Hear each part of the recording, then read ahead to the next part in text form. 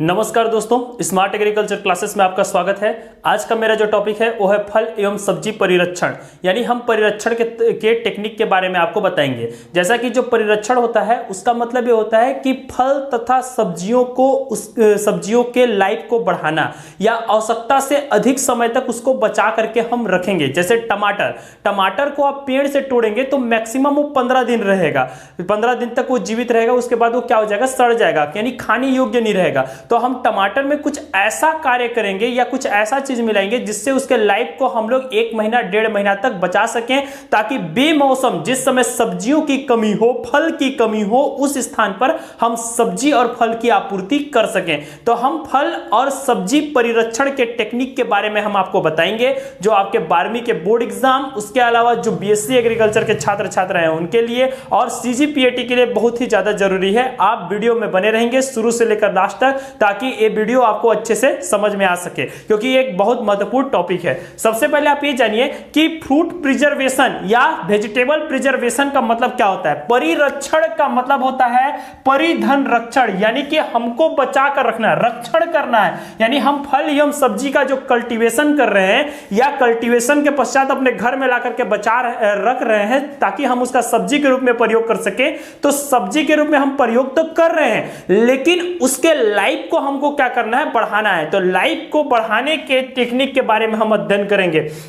आप परिभाषा सबसे पहले जानिए कि फल या सब्जी को भौतिक अथवा रासायनिक विधि से, भौतिक का मतलब होता है सुखाकर, उसकी साफ सफाई कर कर, उसको ठंडा करके या उसको गर्म करके हम लोग उसके लाइफ को बढ़ा रहे हैं। और रासायनिक विधि का मतलब होता है कि उसमें किसी भी प्रकार का केमिकल ऐड करेंगे। अगर हम किसी प्रकार के केमिकल को ऐड करने के पश्चात हम फल तथा सब्जी के लाइफ को बढ़ा रहे हैं तो उसको रासायनिक विधि बोलेंगे। यानी कि फल और सब्जी को भौतिक अथवा रासायनिक विधि के द्वारा अपेक्षा अधिक समय तक इस तरह से सुरक्षित रखेंगे कि उसके गुणों में किसी भी प्रकार की कमी ना आए। उसी को हम लोग क्या बोलते हैं, फ्रूट प्रिजर्वेशन के नाम से जानते हैं। जैसे आपको मैं एक एग्जांपल बताता हूं, आप आलू की खेती जरूर करते होंगे। आलू की खोदाई के बाद 3 से 4 महीना में आलू सिकुड़ने लगता है, जो आप अपने घरों में रखते हैं। क्यों सिकुड़ता है? क्योंकि उसमें हवा लगता है, मॉइस्चर घुस जाता है, जिसके चलते उसका जो एम्ब्रियो है वो सिकुड़ करके पतला होना शुरू हो जाता है और कुछ दिन के बाद उससे बीज निकलते हैं,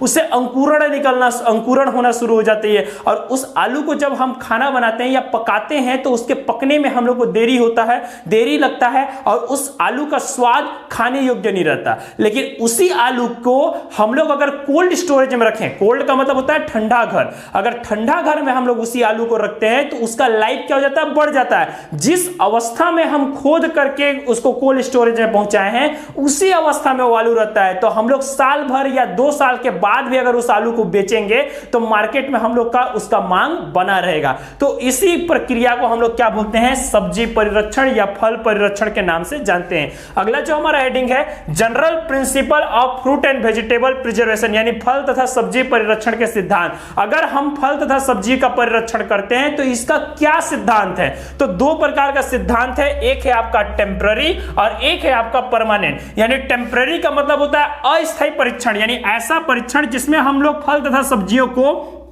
15 दिन से लेकर 1 से 1.5 महीना तक, मान के चलिए 50 दिन के अवधि तक हम लोग सुरक्षित रख सकते हैं। अगर हम लोग किसी भी फल को या सब्जी को 50 दिन तक बचा करके रखते हैं तो उस परिरक्षण के विधि को हम लोग क्या बोलेंगे, आपका अस्थायी परीक्षण। और अगर हम लोग फल या सब्जी को लगभग 2 वर्ष के लिए बचा करके रखते हैं या उससे अधिक समय तक हम बचा करके रखते हैं, उस विधि को हम लोग क्या बोलते हैं, परमानेंट प्रिजर्वेशन के नाम से जानते हैं। तो चलिए आपको मैं टेम्पररी प्रिजर्वेशन के बारे में बताता हूं, यानी इसमें कम अवधि के लिए यह कार्य होता है और ये ज्यादा अवधि के लिए यह कार्य किया जाता है। तो सबसे पहले आप जानिए कि हम लोग को कम अवधि के लिए फल और सब्जियों का परिरक्षण करेंगे तो कैसे करेंगे। सबसे पहला पॉइंट है साफ सफाई। आप जिस फल को या सब्जियों को अगर आप परिरक्षण करके रखना चाहते हैं, बचा करके रखना चाहते हैं, तो आप उसकी सफाई करिए। यानी उसमें किसी प्रकार का मिट्टी के अवशेष ना हो, कीड़े का अवशेष ना हो, कटे फटे ना हो। आप कटे फटे को एक साथ रखिए, मिट्टी के अवशेष को एक एक साथ रखिए, अच्छे से साफ सफाई के पश्चात आप उसको परिरक्षण करने के लिए भेजिए। तो साफ सफाई का ध्यान रखना अनिवार्य है।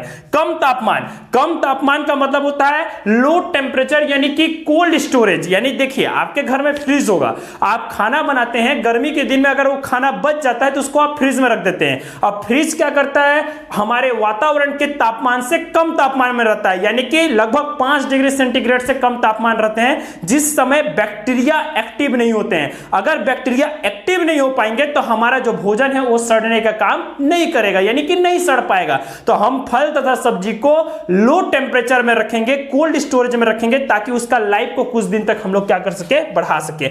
अधिक तापमान, अधिक तापमान का मतलब होता है हाई टेम्परेचर, यानी कि जैसे धान, आप जानते हैं कि जो धान है वो 1 साल तक भी हम लोग बचा कर रख सकते हैं, 2 साल तक भी रख सकते हैं, 3 साल तक भी रख सकते हैं। ऐसी कुछ चीजें रहती हैं जिसको हम लोग 1 महीना 2 महीना के लिए बचा कर रखते हैं। तो अगर हम धूप में किसी भी फल या किसी भी सब्जी को सुखा करके रखते हैं ताकि उसका लाइफ क्या हो सके, बढ़ सके, यानी सड़ने से हम लोग उसको क्या कर सके, बचा सके, तो उस विधि को हम लोग क्या बोलते हैं, अधिक तापमान यानी हाई टेम्परेचर में गर्म करके रखना। आगे बढ़िएगा, नमी तथा हवा से बचाव करके, यानी कि जिस सब्जी का, जिस फल का हमको परिरक्षण करना है और उसको अगर हम लोग डब्बा में बंद करके रखते हैं तो उसमें किसी भी प्रकार का मॉइस्चर प्रवेश नहीं करना होना चाहिए। यानी कि डब्बा बंदी करते समय या पैकेट में भरते, जैसे आपको मैं समझा दूं, आलू चिप्स, यानी कि चिप्स आप 5 रुपए का रैपर में लेकर खाते होंगे और उस रैपर को जब आप खोलते होंगे तो उसमें गैस निकलता है, वो जनरली कार्बन डाइऑक्साइड गैस रहता है। तो उस गैस, अगर वो गैस उसमें नहीं रहता, अगर वो कार्बन डाइऑक्साइड गैस या कोई भी गैस हो, मान के चलिए वो वगैरह वगैरह कोई भी गैस रहता है, उसमें अगर गैस भरा नहीं रहता तो जो आलू चिप्स है उसमें नमी रहता, आप नमी वाले चिप्स को, नमी वाले कुरकुरे को नहीं खाएंगे। तो कभी भी आप डिब्बा बंदी करते हैं या पैकिंग का कार्य करते हैं तो उसके अंदर के हवा को क्या करते हैं, निकाल देते हैं,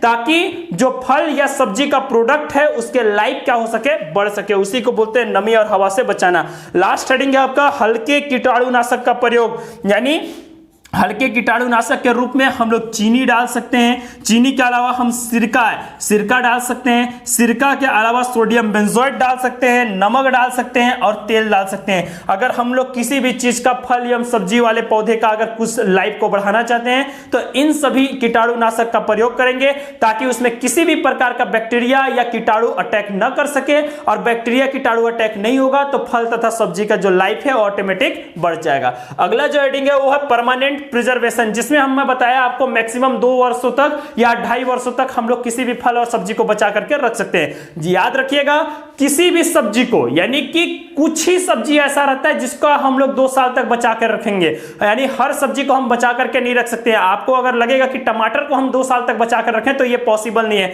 लेकिन हम आलू को 2 साल तक बचा कर रख सकते हैं, चने को बचा सकते हैं, मटर को बचा सकते हैं, कुछ सब्जियों को लाइफ को हम लोग क्या कर सकते हैं, बचा सकते हैं। दाल आप जानते होंगे, अरहर दाल, मसूर दाल, कुल्थी दाल, ये सब जो दाल रहता है उसका भी लाइफ लगभग 2 से 3 साल तक चलते रहता है। इसमें जो पहला टॉपिक है उसको हम लोग बोलते हैं निर्जलीकरण, डिहाइड्रेशन, यानी जिस प्रोडक्ट का हम लोग को बचा करके रखना है, लाइफ को बचाना है, तो उसके लाइफ को बढ़ाने के लिए हम लोग उसमें उपस्थित जल की मात्रा को निकाल लेते हैं। कैसे जल की मात्रा को निकालेंगे? सूर्य के प्रकाश में सुखा करके। जैसे अगर हम लोग सब्जियों के लाइफ को बढ़ाना चाहते हैं तो सब्जी के लाइफ को बढ़ाने के लिए उसमें लगभग 7 से 10% तक सिर्फ मॉइस्चर रहना चाहिए, उससे ज्यादा मॉइस्चर नहीं रहना चाहिए। अगर हम लोग फल के लाइफ को बढ़ाना चाहते हैं तो उसमें लगभग 20 से 22% तक सिर्फ मॉइस्चर होना चाहिए, उससे ज्यादा नहीं रहना चाहिए। यानी कि इतना तक जब तक तापमान नहीं आ जाता है, मॉइस्चर की मात्रा नहीं आता है, तब तक हम लोग उसको सूर्य के प्रकाश में सुखाएंगे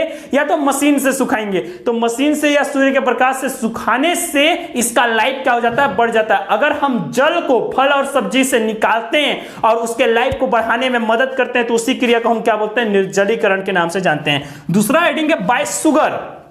शुगर मतलब चीनी के द्वारा। आप लोग अंगूर जरूर खाते होंगे। अगर आप अंगूर को तोड़ करके सूर्य के प्रकाश में सुखा दीजिए और सुखाने के पश्चात उसको चीनी के घोल में डुबा करके फिर से सुखाइए तो वो किशमिश बन जाता है। और आप जानते हैं कि जो मार्केट में किशमिश मिलता है वो लगभग 2 से 3 साल 1.5 साल पुराना रहता है। तो अगर हम अंगूर को नॉर्मल वातावरण में अगर हम लोग छोड़ दें तो लगभग 15 दिन तक आप बचा करके रख सकते हैं, लेकिन उसको चीनी के घोल में अगर हम लोग डुबा करके रखते हैं तो उसका लाइफ सीधे सीधे 2 साल तक क्या हो जाता है, बढ़ जाता है। तो चीनी भी परमानेंट प्रिजर्वेशन का काम करता है। तो याद रखिएगा, अंगूर को अगर प्रिजर्वेशन का काम करते हैं तो उसमें लगभग 66% तक क्या होना चाहिए, शक्कर की मात्रा होनी चाहिए। ये सभी जो रेशियो लिख रहा हूं पीएटी के लिए इंपॉर्टेंट है। आप पेठा जानते होंगे जो कद्दू का बनता है, तो कद्दू का अगर हम पेठा बनाते हैं तो उसको भी चीनी के घोल में डुबाया जाता है, तो उसमें भी लगभग 66% तक क्या होना चाहिए, चीनी की मात्रा होनी चाहिए। बाय सॉल्ट, जिसको हम लोग बोलते हैं नमक के द्वारा,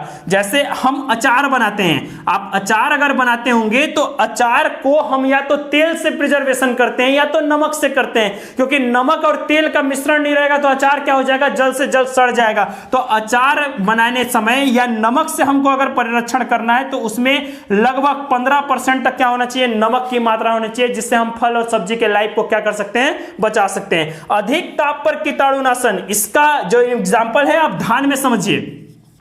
जो धान को अगर हम लोग डहरी, पाला या किसी भी स्थान में प्रिजर्व करके रखते हैं जिसमें उसका लाइफ को बढ़ा सके या अधिक समय तक हम लोग धान को बचाने का प्रयास करते हैं, तो उसमें लगभग 10 से 12% से कम नमी की मात्रा होनी चाहिए। तो आप देखे होंगे अपने घरों में जब हम धान को प्रिजर्व करके रखते हैं तो उससे धान को प्रिजर्व करने से पहले हम लोग क्या करते हैं, उसको लगभग 2 से 3 दिन या 4 दिन तक हम लोग सूर्य के प्रकाश में सुखाते हैं। सूर्य के प्रकाश में सुखाने से उसमें नमी की मात्रा हो जाती है कम, और नमी की मात्रा अगर कम होती है तो उसमें बैक्टीरिया और इंसेक्ट अटैक नहीं कर पाते हैं, जिससे धान का लाइफ क्या हो जाता है, बढ़ जाता है। बायोकेमिकल, अब हम लोग क्या करेंगे, कुछ केमिकल का प्रयोग करेंगे जिससे हम लोग फ्रूट्स एंड वेजिटेबल का लाइफ को क्या कर सकते हैं, बढ़ा सकते हैं। सोडियम बेंजोएट का प्रयोग कर सकते हैं, सोडियम मेटाबाइसल्फाइड का कर सकते हैं, पोटेशियम मेटाबाइसल्फाइड का कर सकते हैं और एसिटिक अम्ल का कर सकते हैं। यानी परिरक्षण का मतलब यह होता है कि फल वाले सब्जी का या फल वाले पदार्थ का